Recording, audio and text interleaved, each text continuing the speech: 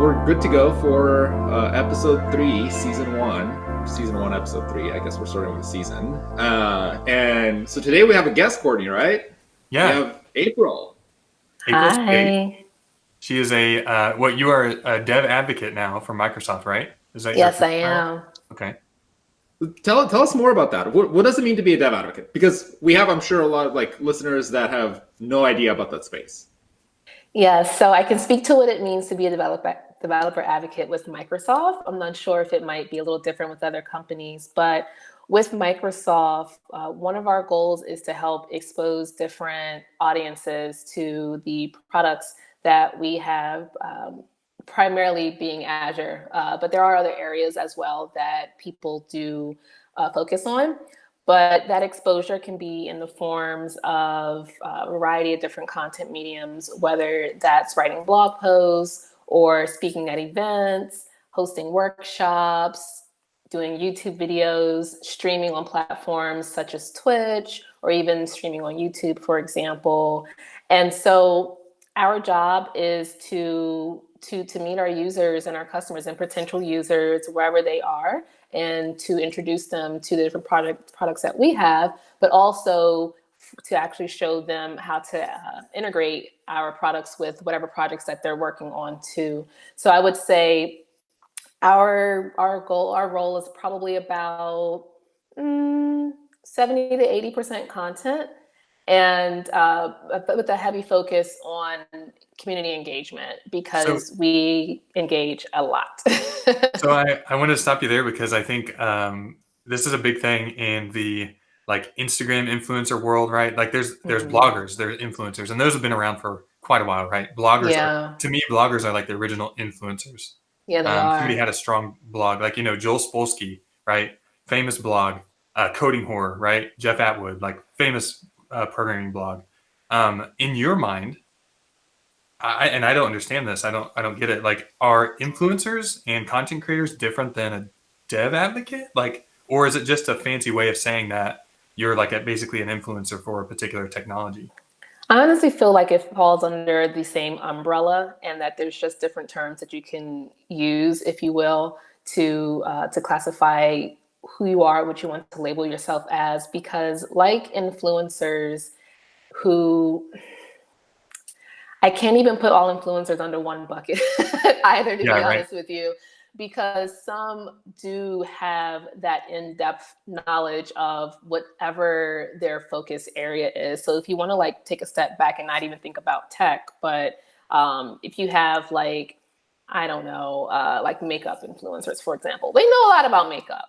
And so the same thing for those of us who are developer advocates, for example, we have a great deal of knowledge in our focus areas as well.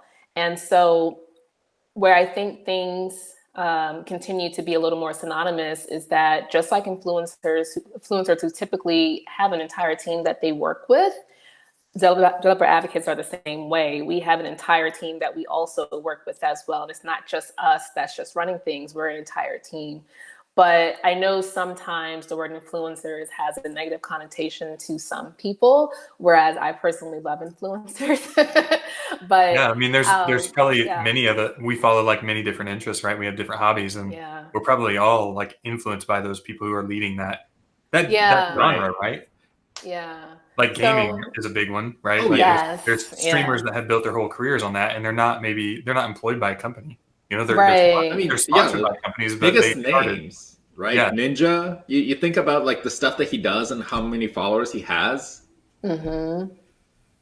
Which is crazy. And I feel like even him, he's been on with Jimmy Fallon 1,000 times, I feel. Yeah, and then you even have look at the Ryan's Toys review on YouTube, right? Oh yes. That family, got famous because of little toy reviews, and now it's blown up. He has his own toy line, so it was it's not company driven. I guess it was more just an individual had an interest and they chased after it, and then now they happen to be an influencer in that space, which I find is kind of interesting because a lot of the companies are coming at it from hey, we know this person that's really great with our tech. Let's actually make them officially one of our people, right? Well, it's all the food bloggers or food influencers. A lot of them actually really enjoy doing what they're doing. Yeah. right? It's like somebody has passion for food, and are they a food influencer? Same. I think to me, developer advocates are some of the most passionate people about Yeah. the technology and the space they're in.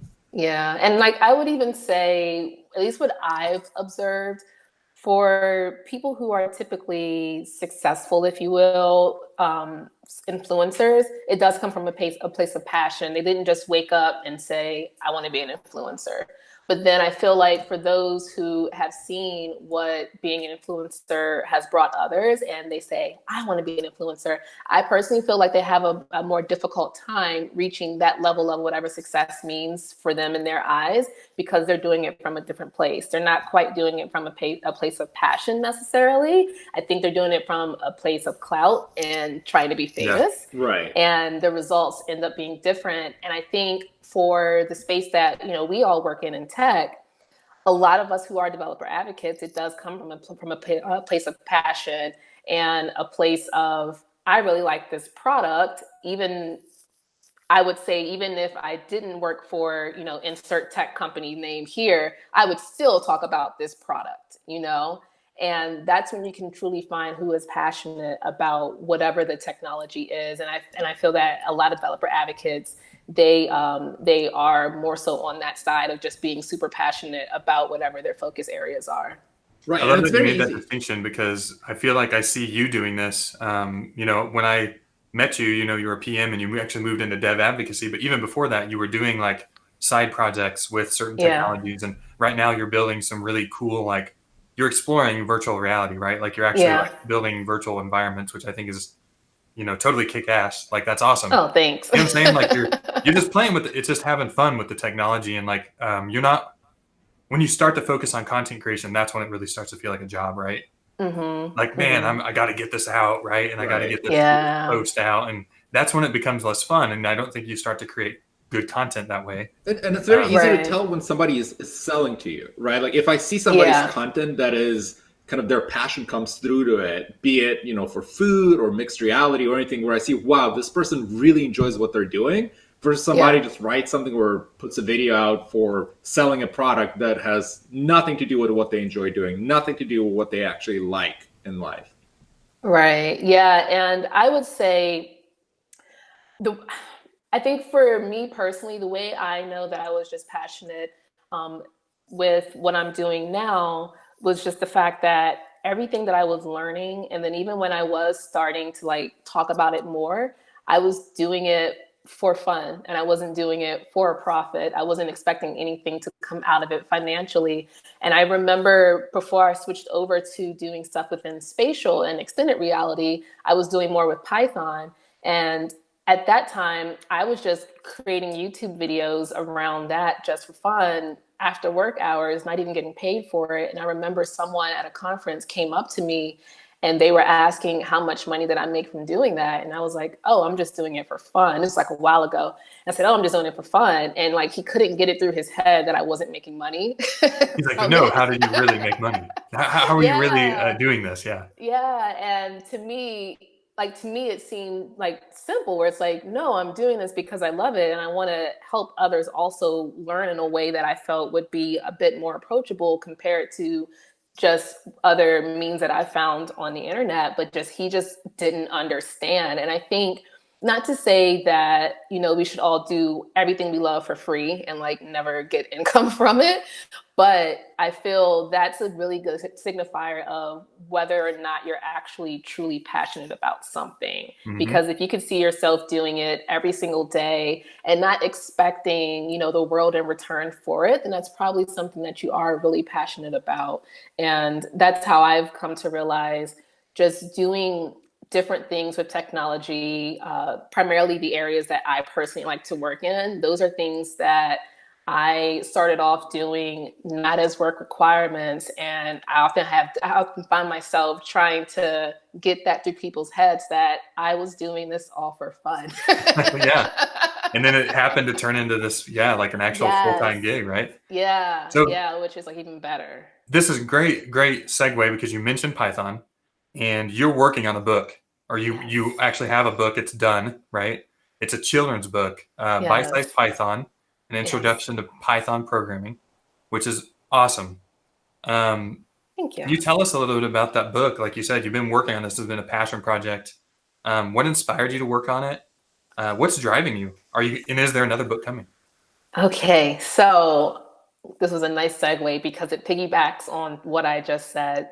So I mentioned just a moment ago, I started doing YouTube videos to help teach Python. And the reason why I started those videos was because when I was learning, I've come to realize that I learn best by reiterating whatever I just learned. And that's usually in the form of teaching. So I can't remember the exact phrase, I'm a paraphrase, but I think I think it was a Thomas Edison. Someone said to the effect of, if you can't explain it simply, then you don't know it at all. And so I always take that approach when I'm learning something. So I started doing the YouTube videos, and then from there, I just got really more involved with the Python community just online. And I would say last spring, I happened to just checked my email, and I had an email from my now publisher, and it was the acquisitions editor who had inquired if I ever thought about writing a Python's children book. And I literally thought the email was fake. So to the point where like I went catfish style on LinkedIn trying to look him up to make sure that he was real, because I'm just like, who in the world is playing in my inbox? This must be a fake email. So you just had the video content out there. Yeah, that's all I had. Yeah, and he had really liked my teaching style. And so after I personally verified that like, oh, this is a real person who works for Wiley, I responded back, and I would have to say it was a bit serendipitous in the fact that when the year had started, I had told myself I had wanted to put out more Python videos, but I was just internally struggling with like how I wanted that strategy to be.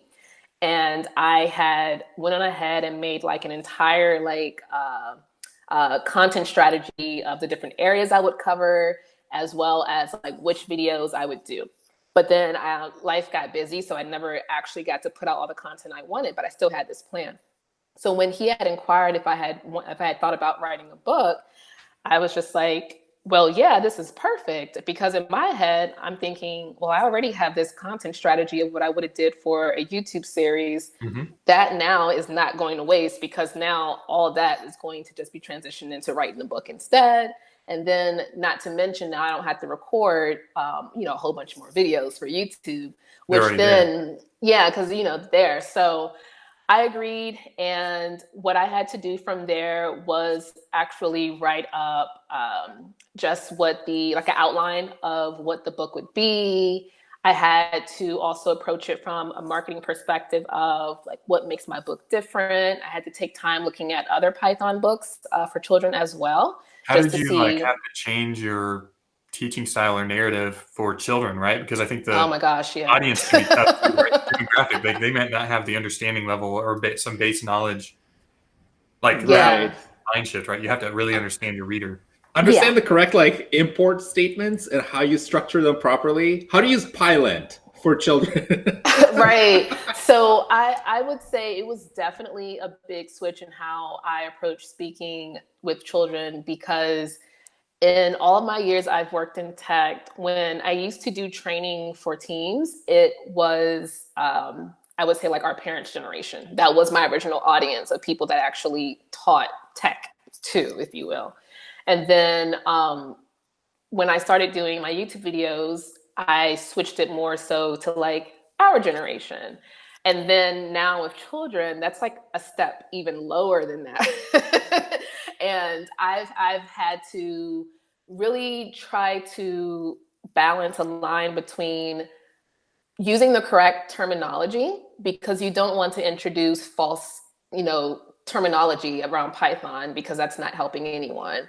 But then I also had to make sure that I was explaining things in a way that we're using vocabulary that probably is in line with where they are school-wise.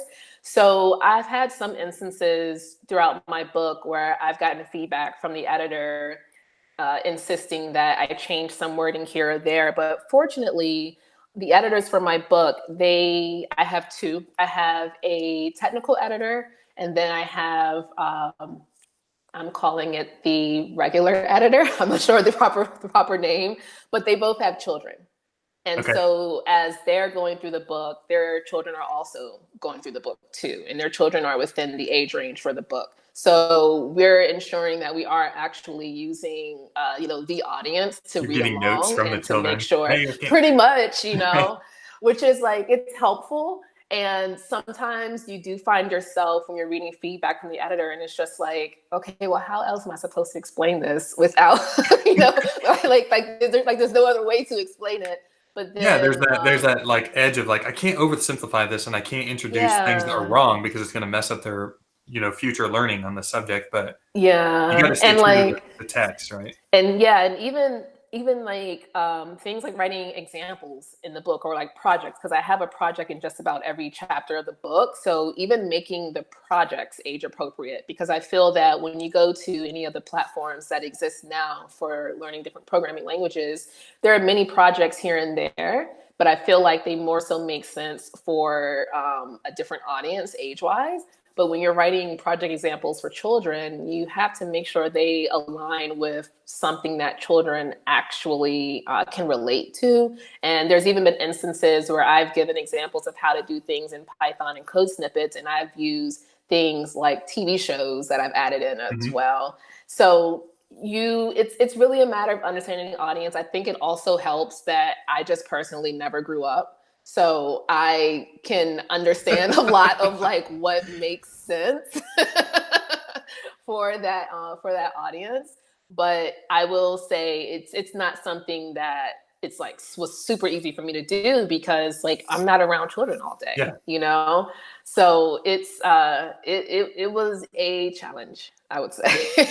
There's also a notion here that like kids are really motivated by, and this kind of aligns probably well with many projects that a lot of developers or anybody interested in the subject area, they become self-taught because they have a particular thing they want to execute or they want to Mhm. accomplish, right? Like say, giving an example from the last show, like I was talking about, I wanted to build StarCraft custom maps. Well, I had to learn scripting to do that. Yeah. So like the means to an end, it's like inadvertently I learned programming, but that was because I had a goal in mind. Like how did you set up your lessons, right? Like you want to have exercises that are maybe interesting enough to want to do, and like exciting enough to Mhm. see how maybe you can take that same principle and do your own project with it, right? Like Yeah. what was one of your favorite projects from the book that you set up? I would say, oh man, that's a good question. I've been writing this book since last summer, so I'm trying to think through all the projects that I have in the book. Um, I would say this one was super simple, and I can't remember which chapter it was in, and it may have been in my chapter for either, I think for loops, I want to say. And it was focused around like picking teams for like a kickball team, I want to say. Oh, And it came down to like whoever the two captains were, and then those two captains, I think it couldn't have been a for loop chapter, because I think I ended up storing all the players inside of a list, I want to say. That might or might not be right. don't, Can't remember. don't put all the strongest people on the same team. Right, Put that as a rule. right. So I'm trying to think. I know it was that one. I had another one that I actually really liked, and this one I did in my dictionary chapter. It was around like auditioning for like a school play, and there was like a sign up. So using input, whoever was interested in signing up, they signed up. They gave their name. They picked whatever part they were trying out for, and then Mhm. I made the scenario where it's just like only X amount of people can audition in a day. So once this limit has been reached, then the sign up sheet is like closed, and then everything prints out. So you're bringing in a lot of different elements. I think that one I brought in like definitely dictionaries. I think that one definitely the for loops, using input as well. But it was more Wonderful. so one of those things where it's just like a real life situation in school, because you do have kids that are auditioning for plays, for example. You have like the drama club and stuff. And it's a way to show that, hey, you can introduce things like this sort of like sign up process, if you will, in your actual school real life A real situation. scenario. Like you can solve a real Yeah. problem with everything I'm teaching you. You can piece these Yeah. things together and start to build like yeah, like you need a tool, like I can do that, you know, I can put that Yeah. together. Yeah. So I would say trying to your point you just made, trying to present projects that can help show you can solve these real world problems, but also projects that identify the possibility of seeing how certain things could work. So for example, one of my more recent projects was on creating it was like managing like checking accounts at a bank, and so like using classes to create different objects for like bank accounts, and Mhm. then being able to have a function that does withdrawals, a function that does deposits, and then just showing like this might not be 100% how banks have implemented it, but in theory, like this is how you can actually see how such a thing might exist or Might work come in like the together. real Yeah. world. How you Yeah, code yeah. could come together with that. Yeah. So I will say one thing I've come to learn is writing examples is hard. And if you've ever been in a position where you have to come up with examples that might not go too deep in the weeds or aren't too simple, that's another thing I struggled with as well when writing this book. And honestly, I would have to spend like I think the last chapter of my book, but the day I thought I was going to write it, I realized I didn't have a good project example. And I think I sat on it for like 2 weeks to come up with a project for the book, Yeah. because it takes time, you know, and you really want to think it through. And then like the moment where I actually had an idea of like what I wanted to be, I'm going to show you because I think I still have it on my phone. I'll try to put it up in the camera. But I was in bed. It had to have been about, I don't know, 10, 11 at night. Can you see this? This I can see code? Yeah, your yeah. key light. Let me see. Let Yeah. me scoot Oh, close. sorry. There we go. There we go. I literally hand wrote all the code for the project because I was Wow. in bed at that moment and I was like, I got to get all this down right now And I love that before you the use I best, go to notes sleep. too. yeah, I was gonna say, in the best Like- ID, and that's how you know your stuff. When you don't need IntelliSense, you don't need Yes. those apps. with It just works. autocorrect enabled. Yeah. Oh my God. Yeah. But April, we worked on API documentation before you became a developer advocate, and examples are hard. I mean, Yeah. the number one request that we hear from developers is, I just want examples. But it's always that dilemma precisely of what you mentioned, where I want an example to be to the point and show me exactly how to do this. But at the same time, a lot of examples have so many dependencies. Like, oh, if I'm uploading something to a storage account, I need to install this library. But now if I bring up this library, I probably need to explain why this library is there. And so you have this kind of chain of like, how do you simplify it, but not at the same time miss the key parts of it? So that's super challenging. It is. And I would say for the book, I had ran into that a bit as well, to the point where I ended up, I would say it worked for the book, but probably not in like outside of the book. But what I ended up doing was, if there were concepts that I wanted to ensure I incorporated into the projects, I was only allowed to mention that in the conceptual part of the book, like the actual, all the different concepts are. Therefore, the projects don't introduce something brand new in the middle of like nowhere. Because what I feel, honestly, if you take like programming out of the picture, math is not my thing. And I feel like growing up, whenever I did like my math quizzes or my math exams, there was always like different questions that out of nowhere brought up stuff that you never went over in class. And maybe you did, but Inevitably, it was always. just phrased Oh, yeah. different, you know?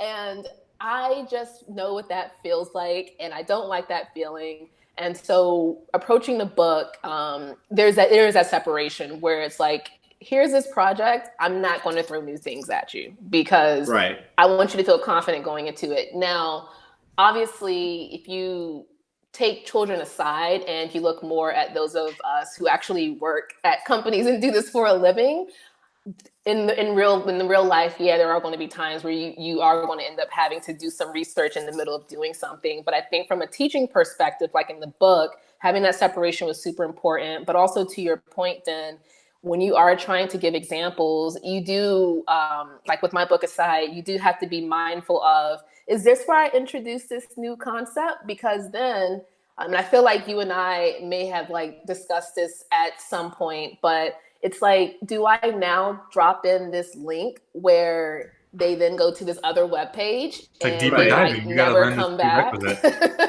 Yeah. Yeah. It's And it's like it's like tough. I personally sometimes like when you look for recipes for like cooking something, they're like, and now like bring an Alfredo sauce, and you're like, wait, where did this come from? Like, You what? got to How go do I make the make Alfredo this? sauce. Yeah, like I have no Mhm. idea. But then it just casually mentions it like it's a normal thing. It's just you should have it ready, right? Like, no, Right. I And you should don't. install the Alfredo sauce library. It's just like jQuery. You just plug it in, and then you can do whatever you need. Okay. Right. And that's how it feels. And I will say one area where that gets really tough is working now in spatial computing. And as I'm even going through different tutorials that I'm following outside of what we even have, with Microsoft, when I'm just looking at tutorials in general, it's really hard to sometimes follow because I feel like not everything is written for that beginner. And I keep using different terms. I'm just going to call it extended reality, but it's Yeah. not really written for that, like, hey, I'm new here person for extended reality, because certain things start getting mentioned and it's just like, well, what the heck is this? We And discussed this because it's being wrote by the people that are building it yeah, usually, right? Because it's such a new yeah, technology that a lot of it is not tailored towards an audience of somebody who right, doesn't have that And prerequisite knowledge. it can be very intimidating because I know for yeah, myself when I first was starting with things like machine learning, and you hear like, yeah, just use like naive Bayes. I was like, what? This makes right, zero sense for somebody that is literally just starting in the field. And you look at the research and it shows like, here's the mathematical formula that shows you how to use linear regression. Like, I have not touched math in years, and this makes zero sense for a beginner. yeah. And even I will say on the flip side, for someone who is writing that content, um, it can be tough too, because there's so much that you want the reader to know. But then it's like the second I mention this one concept, I do kind of got to give some background, but it's like, how deep do I go with Mm-hmm. the background that they need to move forward? And then there's always that fear as content writers of dropping in a hyperlink to another page somewhere, because they might end up never coming back to where things were. And then there's also, then sometimes it's also a matter of, am I responsible for going on this deep dive for the reader when I could just give them links to all the different stuff for them to go read? But I feel like that's also doing the reader a disservice too, because now the onus is like truly in their hands, and they just might not go take the initiative to go figure it out for themselves. So it's a balancing act So what I'm on both hearing is that you sides. really need to have a knack for teaching. Like you Yeah, need to understand yeah, what is important to cover in detail, and maybe what's important to just maybe glaze over and continue on with, right? For your student to yeah, understand. And that might be yeah. too a disconnect. I mean, we've seen it in different like learning platforms too, where the content isn't tailored because maybe it's not tailored by a teacher. You know, Mm-hmm. it's not wrote by Mm-hmm. somebody that really understands the needs of a learner, an actual learner, Yes. like somebody who doesn't have deep knowledge. It's wrote by, again, the person who's building the technology. They have a very solid understanding, and they're just basically documenting out what they use to get there, right? Yeah. And like So I like have, learner mode is so different than knowing it already, right? Being experienced yeah. or seasoned. And because I just love showing stuff, to your point, let's see if I can reach it without stopping everything. What I ended up getting as I'm grabbing from my bookcase was this book. It was suggested online, but designed for how people learn. And I Hmm. feel like books like this, variety of other resources, just to understand how people learn, can really help when you're writing instructional content. And this goes beyond tech. Like honestly, this is really good for just if you're teaching anything, but being able to approach it from a more of an instructional point of view, I would say, is really helpful, because I think sometimes also what happens is when you have someone that just has so much knowledge about something and they want to teach others how to use it, they sometimes tend to forget that they themselves at one point didn't know it either. And they also can get into a mindset of, the way I'm explaining it is the best way to explain it. And if anyone says otherwise, then they're wrong. And that can be that can be very dangerous too. So I would say just getting a better understanding of the best ways to go about teaching people, but also defining who the audience is too. Because if you're just generically writing, it's kind of hard to say who you're writing for, because then it's like, how do you write if you don't know who the audience is? You know, how do you know what terms you do and don't use? But if you do have an idea up front of who your audience is, it does help drive everything from there, because then it helps determine, like, how do I phrase things? Yeah, you can model You everything know, then appropriately. yeah. So as much as I love to tell people, like, go create content, it's more than just create content. You do want to have a strategy in mind before you just start, you know, because it's going to drive everything that you produce or create or publish. Switching gears a little bit here, I know, again, part of dev advocacy is like getting out in the world, talking to people, going to conferences. Obviously, COVID-19 and the pandemic has like probably it's put a squash on basically any in-conference event. And I know that you were probably planning on going around drumming up, presentations and talking about this roadshow and everything that you were working on. How has that changed your model of operation? I know you spun up a Twitch channel. I do know that. Tell us how, you're new to this role, but now you're having to totally change the game plan, right? Yes. So I will say the beauty of this role, and this might be Microsoft specific, I'm not sure, is that we were transitioning into a place where we were definitely ensuring that anything we did had significant impact. And if you weren't the type to travel and go to, conference this, conference that, and go on stage and talk every single month, that was completely fine. And I fell into that category of, I don't want to go everywhere. I'm perfectly okay if I'm here at home often, because I feel like I myself can make a bigger impact digitally versus me going to stages and talking. Now, I don't mind going to conferences.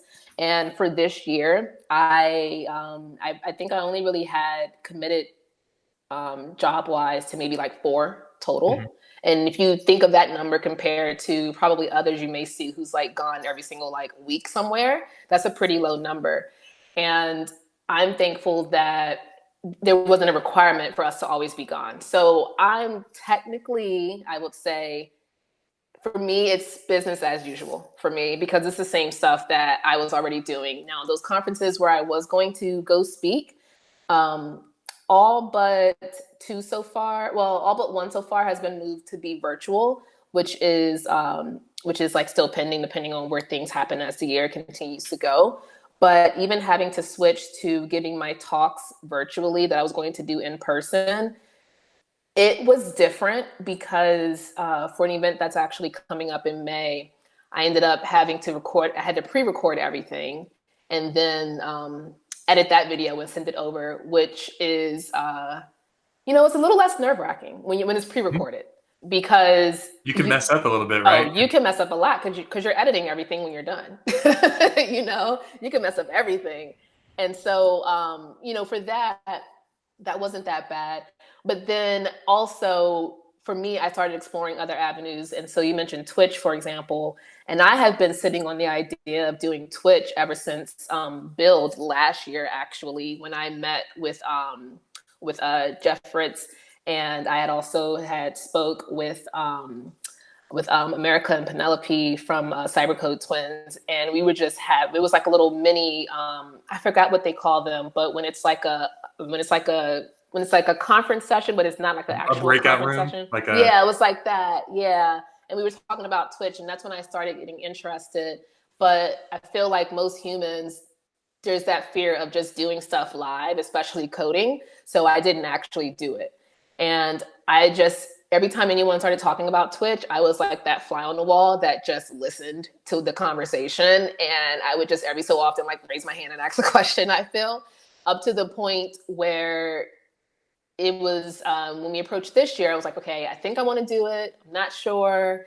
And then I started talking to some more people about it.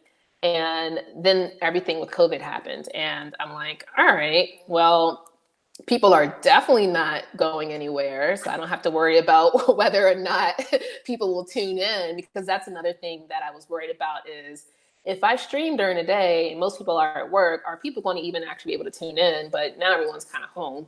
So that pretty much like took away that concern I had. And then also it was a matter of me thinking, okay, I'm doing this by myself. I don't have moderators to moderate the chat. So like, what do I even do about that? But what actually helped that out was before I even started doing my own channel, I had known a couple of people that I actually like trust and I'm genuine friends with that had Twitch streams. And so I was chatting with them, going to their streams weekly. Sometimes they had like multiple ones throughout the week and just seeing how things were there. That made me feel more comfortable. But then from there, you start to meet other people who just consistently just watch streams. And so you start to become like virtual friends with them. So then when it came time for me to announce my channel, they were all there to support me as well. And so that made me feel even more confident because I can't necessarily stream plus moderate plus this plus that plus figure out why actually, this thing's not working. You're interacting with the audience, you're doing the actual programming or your content, right? And then you happen to watch the chat, which it can get quite busy. Yeah, it can be. So I will say now, you know, the nerves and frustrations I initially had, those are gone now. And even honestly, I had like a list of YouTube videos I had wanted to do pre-COVID. And then once COVID happened, I just felt like out of it with like even wanting to do the YouTube videos. And I found Twitch as another gateway for me to provide content in the area that I was working in. So I even pivoted from YouTube to Twitch. And outside of that, I would say writing content is also still part of what I do. And it's just something that I continue to do as well. So if anything, the two things that I would have to say have changed is now migrating over to Twitch, which I recommend if you don't want to be a streamer, at least be a watcher, because if you like at least communicating with people, it is a way to communicate with people daily, like interact daily. So that changed for me. And then also having to just give whatever talks I was doing virtually. But hey, now that, you know, I don't have to worry about being nervous getting on stage because. Is there a reason, like, again, I know that Twitch has like a massive platform compared to, say, Mixer, right? Mixer is a Microsoft property. So are you co-streaming? Like, are you streaming to both platforms or are you totally just all on Twitch, all in on Twitch? All on Twitch, and primarily being that from the conversations that I have been in, not as an active participant, but as a listener, I know Mixer has a much heavier gaming focus, whereas I know Twitch, I would say, started that way, but now you get a little bit of everything on Twitch. And so I personally just tend to go where the audience is. And so instead of me trying to reinvent the wheel and try to like spring up something on a whole different platform where like I know nothing about, I figured for me, it made most sense to go where I have friends that have the knowledge of how to use the platform. And it's just a bigger audience. Like if you're an advocate, if you're doing advocacy, you want to advertise or be in that space with a bigger population, right? It just kind of makes sense. Yeah. I just find it curious. Like, you know, you have these two competing platforms, and we have a lot of advocates using it. It's like, what is it? Because we just don't have like basically a IRL channel, you know, like why is that? I find it interesting. And April, you're also very active on Twitter. Yes. Right. So like, how do you rationalize between the different channels that you engage your community? Yes. So I've gotten to the point where with Twitter, I've tried to minimize how often I am on there, just given the fact that I've tried to detach from just my phone and social media as much as I can. And I feel like you may have talked about this one time, Den, whereas I think you go on Twitter on your computer versus just checking on your phone. And so, you know, I tried that for a while too. And after a while, I feel like that kind of just sticks with you. And then you get used to just really only going on this platform when you are on your computer. But there are times now where I do go on my phone to engage with people. And those moments where I do get on Twitter, it's usually either one to just give notice of something that's about to happen that I'm working on, probably on a different channel, such as Twitch, or it's also to look at what other people are doing in the community. And I one day when I switched teams, I just introduced myself in general to the XR community so I could just meet with people. And I ended up bookmarking like a ton of different tweets. I ended up following a lot of different people within that area. And now, honestly, my primary use of Twitter now is really where I get my news of what's happening in the XR community. And I don't mean necessarily what big companies are doing. It's more so, what are people building?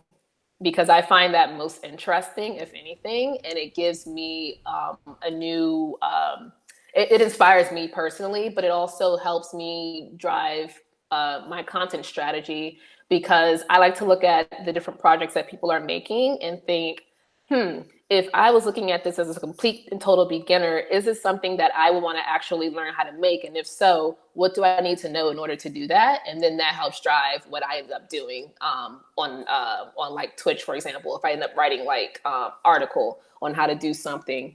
But with Twitter, again, I use it just really to see what's happening nowadays, at least what's happening in the community, is to just let people know, hey, I'm working on this thing. If you're interested, come check it out. But I super duper seldom engage in any sort of like tech battles that are going on online. That's like the nicest way. That's the nicest thing I can call them. Yeah, there's a different word for that we're not going to use on this show. But yeah, it drains so much energy. It does, and that's why I stay away, because it's one of those things where once you pay attention to it and then once you engage with it, it becomes a time suck. And now you've probably worked yourself up so much that you're upset over something that some person you don't even know responded to. And now next thing you know, 5 hours have gone by and you've really done nothing. And now you feel horrible. You're like, I'm going to leave this conversation. But yeah, and so the way I see it, it's like, what's the point in even giving into that if I know what the outcome is going to be? And then I feel like sometimes, yes, it is good to, I guess, make your point known. But then also what I've come to observe online is there's a healthy number of people who like to engage with emotion instead of fact. And when you think about that, it makes it very difficult to have a very thorough conversation with someone on a topic, because then they start talking about irrelevant things like how they look, or they start throwing name calling back and forth. And at that point, it's like, okay, this is pointless. So those are all the reasons why I like to stay away from those conversations. More power to the people who do engage in them.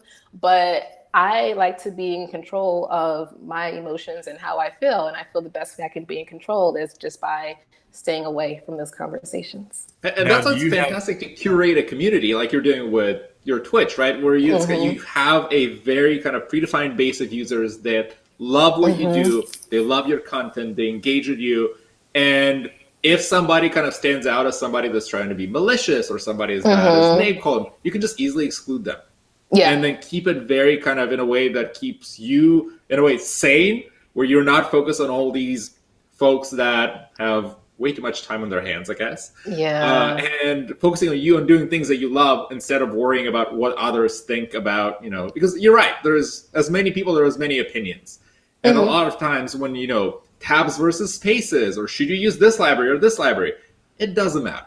At the end of the day, it's a tool, right? There's so many of these religious debates about such minutia. I don't understand why, you're using Bash instead of ZSH, or you're using Windows instead of Linux. Who cares?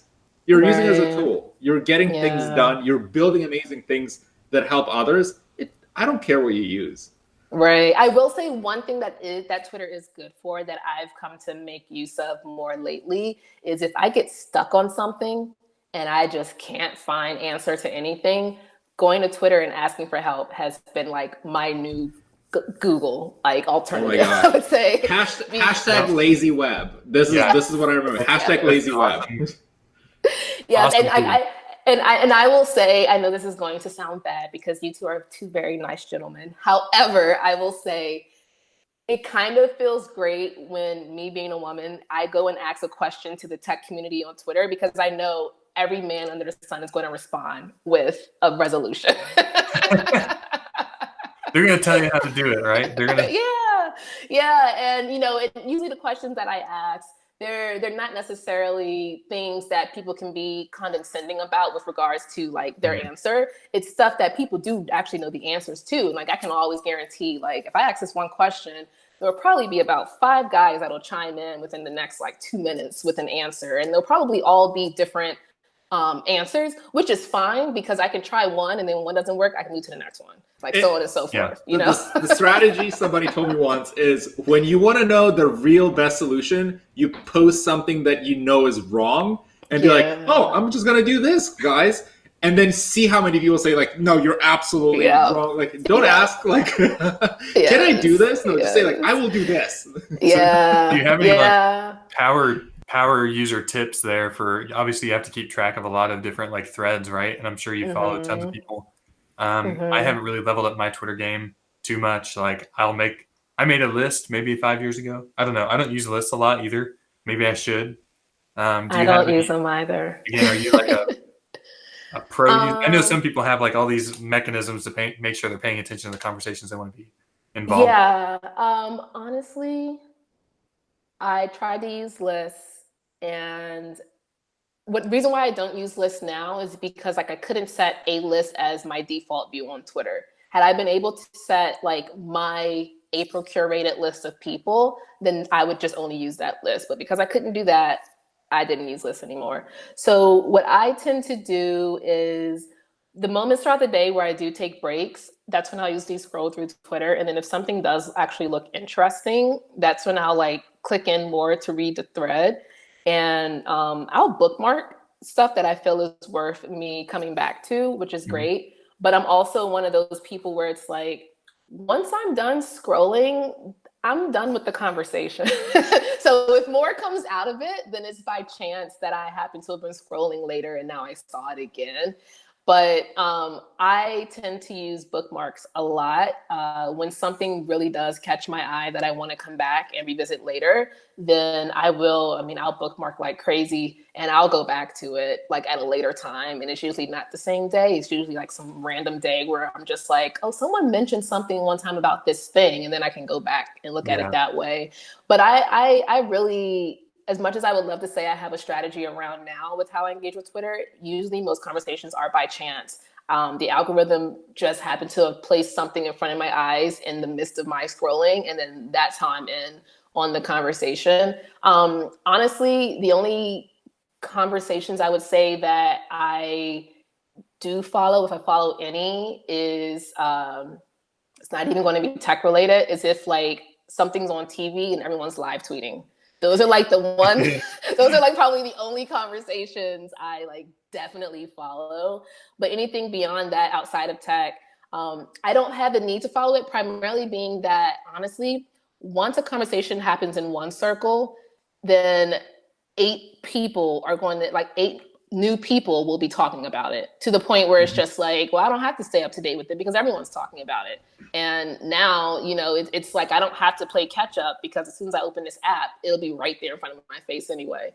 So I catch conversations as they happen. And if something seems worth me diving into a bit more, I'll bookmark or I'll actually go through the entire thread usually.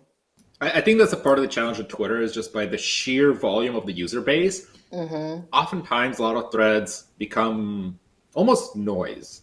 Where once you see people engaging over and over and over and start like a debate or somebody putting an opinion or it just like, you know that whatever you say is going to be lost. I've experienced that myself where sometimes like these tweets get, for odd reasons, very popular. And then you have, you know, reply, like no matter what you reply, people will not see it at that point. It's gone. Yeah. And that really, I will say, for me, another reason like why I just personally just end up not engaging, especially in those long, very lengthy conversations, is beyond the fact that my voice might get lost. But then there's also on the flip side, that one person that sees it and they decide to go to town on everything that you've said. So, and then that circles back to my initial point of people debating from a place of emotion rather than a place of facts. And so, like, it's a cycle, you know? Right. And you can't win that. Oh, no. And I feel like Twitter is not the place for people who feel like they have to win everything. Because if that's what your goal is with social media, you're just going to drive yourself crazy. You're going to find yourself very irritable. You'll get upset over every single thing. And honestly, I feel like I have so much more in my life to pay attention to and care about than to sit here and be in back and forth debates with people about stuff. And so, like, even now, if I were to come across something that someone says, like, even to me, that I don't like, and I've approached this just with life in general, so it's not even just a social media thing, but like, I truly sit and think, like, is it worth me saying something back to them? Because if I say something back to them, what difference is it going to make? Will it improve the situation? Will it take from the situation? Am I just going to be talking to a brick wall? And usually I feel like it's just not going to help anything. So usually I just dismiss the conversation and then don't say anything else, and I more often I just don't engage, Could you imagine being you got to give props to the people that are managing like large corporate social media presences, right? Like, they have a super tough job. I don't personally know anyone that works in PR for any of the larger companies, but I am one of those people who will like sit on Instagram and scroll through the comments just to see all the like negative stuff that people leave, because it's like my guilty pleasure on Instagram, at least. All the burners people are trying to do. Yeah. And, I really do feel for the people who do have to respond to that. But I feel like even for us, I feel like that's something I would say, even as an advocate, that we do face too, because if there is someone out there in the community that starts to bash, whatever our area is at, let's say Microsoft, for example, it's like, okay, do I say something back? Do I notify someone else? Because the last thing you want to do is, be the face of some big scandal that happened on social media because you decided to respond. So you do end up having to like tread. Yeah, you have to like tread very, very lightly and very carefully. But then there are some instances where there is reason to step up and say something, especially when you have someone that's sharing false information as well. And I think that can be tough, especially for those of us who are advocates, because we are very, for the most part, socially engaged online. And somehow you're plugged in. You're out there. You're exposed, right? Like all the time. You're championing something that might be controversial. And for respect, too, right? You have the expectation, right? Because you are the visible, you are the face of a certain technology or a product. So when something happens, intuitively people think, "Oh, who's the first person I think about when I think of, say, product X? Oh, I go to this person who is the most accessible." Right. And I will say that's my and I say it sarcastically, that's my favorite thing, is when you get dragged into something. You get tagged. It's like, why am I tagging this right now? You wake up one morning and it's like, why is my Twitter not 300? What did I do? Yep, and it's all because someone tagged Docs Microsoft or something. So, April, what is one of your favorite projects or products, or what are you into right now? What's really getting you excited? What are you working on? Yes. So there's two things. One is I've been creating worlds in AltSpace VR. I'm unsure if either of you have heard about AltSpace VR. Yes. I just started using it recently. And when I learned that you can create your own custom worlds in Unity, my mind instantly went to Sims build mode. So I'm basically treating AltSpace VR as The Sims right now. Oh my God. Which is like take Build 2020, right? What'd you say? You're on the project team to take Build 2020 all digital, right? So you're going to build a VR space for everybody. So everyone can come to build, right? So yeah, so I've been working on building custom worlds for alt space with a longer term goal of hopefully at some point hosting events in there in those different worlds that I create and having people come by them. But then the other thing that I'm working on, I just started working on recently, is so I started learning French, and every time I'm learning something new, I like to bring technology into it. So I have recently integrated Azure Custom Vision into a HoloLens 2 app, whereas I'm able to, if I have the HoloLens on, look at an object in like my space, and then it'll provide a label to let me know like what that object is in French, for example. Oh, that's so awesome. that's That is the amazing. app at like super low level, like in terms of features, because you don't want to put all the features at the beginning. So that's like the beginning of what it'll be. But I'm really excited for that because I've wanted to use some of our cognitive services like products for stuff, but I've never really had a chance to like actually sit and build out something with it.